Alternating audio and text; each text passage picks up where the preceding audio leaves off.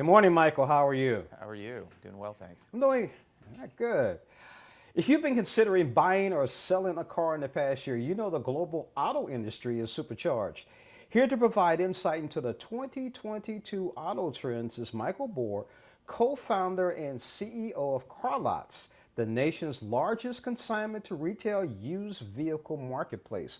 Good morning, Michael. Good morning, James. Good to see you.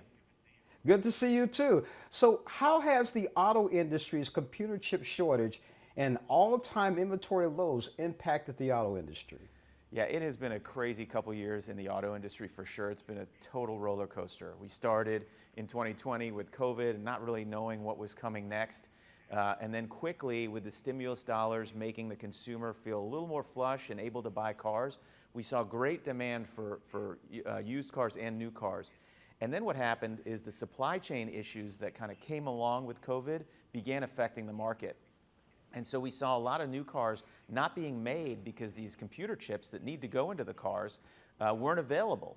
And so people who otherwise would have bought new cars started buying used cars. Everybody else who was already buying used cars was also buying used cars. And so supplies came way down. It makes it very challenging for a dealer who wants to hold some inventory to make sure they have what the consumer wants. But it makes it most challenging for the consumer who now has to pay a lot more for a car because there are so few cars available. And that's where some of these other new trends, like how to sell my car for more money, have really kind of taken over because people need to know how to make as much money as possible on the car they're selling so that they can afford the car they're buying. Now, what are the benefits using the service to help sell a vehicle? Yeah, so traditionally, if you had a car that you sold, you either traded it in, and you get pretty low dollars when you trade your car in at a dealer, or you tried to sell it yourself because you wanted to make more money, but that's a huge hassle.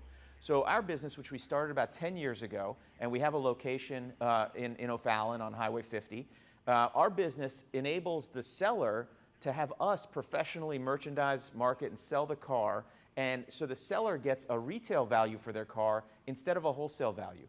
And that enables them to make more money for their car without any of the hassle of trying to sell it themselves so that they can afford these very expensive used and new cars that are now in the market. And so we do that for people who have liens or leases on their car. We do that for people who own their cars outright. It's just a way for the seller to sell through us and make as much money as possible for their car. And we do all the work. Now, what are some of the other trends? Yeah, so we're seeing a lot of people starting to feel more comfortable with an electric car. Years ago, Tesla was kind of the only one around, and people, it was for just the bleeding edge car buyer. But Ford is coming out with several electric vehicles. The big three are all coming out with electric vehicles. So people are starting to get a little more comfortable with that, and I think we'll start seeing adoption to electric ramp up a bit. We're also seeing people moving into larger vehicles. So trucks are very hot, SUVs are very hot. On our website, CarLotz.com, we have over 100 electric vehicles. We have many, many hundreds of trucks, SUVs, cars that are most in demand. And we also sell cars for people so that they can make as much money as possible so they can afford these cars, which today are priced 20, 30% more than they were a year or two ago because of the issues we're seeing in the supply chain.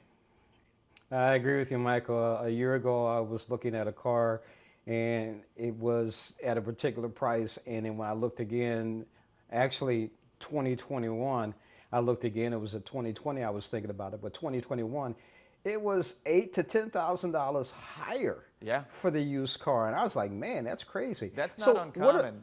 We've had people who bought a car from us 2 or 3 years ago, and they come back, they want us to sell the car for them, and we're selling it for more than they bought it for 2 or 3 years ago. It's unprecedented. We've never seen anything like this in the car market. It's a great time to be a seller. Yeah, it is. Now, what are some of the other things consumers should know about selling a car? Yeah, so one of the things that's important is, it's a complicated transaction. There's financing involved often. There are trade-ins involved. And so trying to do it yourself as cars get more and more expensive and the buyer is very likely going to be financing, it's good to have a professional do it for you. It takes the hassle away, takes the danger, the potential risk of dealing with strangers. And so what we say is go on our website, tell us about your car, or come in Highway 50 in O'Fallon, Illinois. and we'll take a look at your car. We'll tell you what we can sell it for. We'll tell you what you'll net after the sale, and then we'll do all the work. So we clean it, we inspect it, we recondition it, and we sell it for the absolute max price that buyers are willing to pay for it. And so you get more money for your car.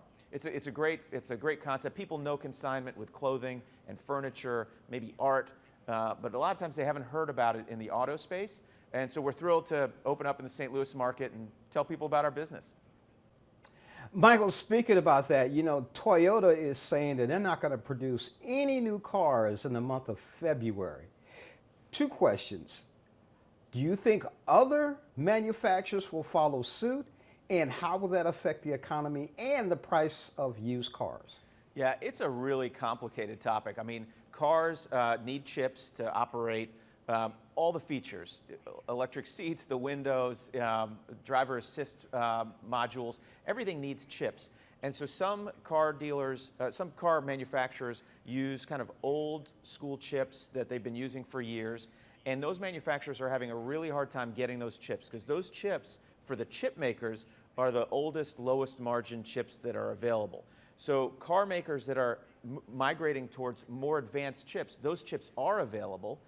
They just have to change their manufacturing process. So a lot of times OEMs will shut down for a little bit, retool, so that they're able to get the products they need to create the product that they're selling.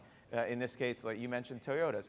So we're seeing that manufacturers are trying to figure out how they can get cars made again so they can get cars back onto their dealers' lots, because it's been crazy. You know, car dealerships used to hold 3-4+ months of inventory on their lot. These days they have a month or maybe less.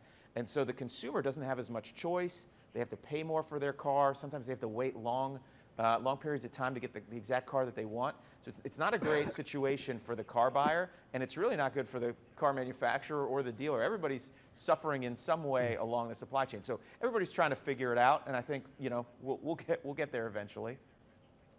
Now, where can we go for more information?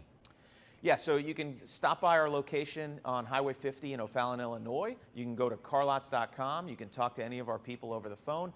We can tell you, we have several thousand cars to sell, but we specialize in selling cars for people. So we can tell you about how our process works, how you can make more money for your car, how you can end up getting through this crazy time we're living in the car market in the best situation for you. Michael Bohr, thank you so much for joining us on Morning Blend. Thank you, James. Good to talk to you.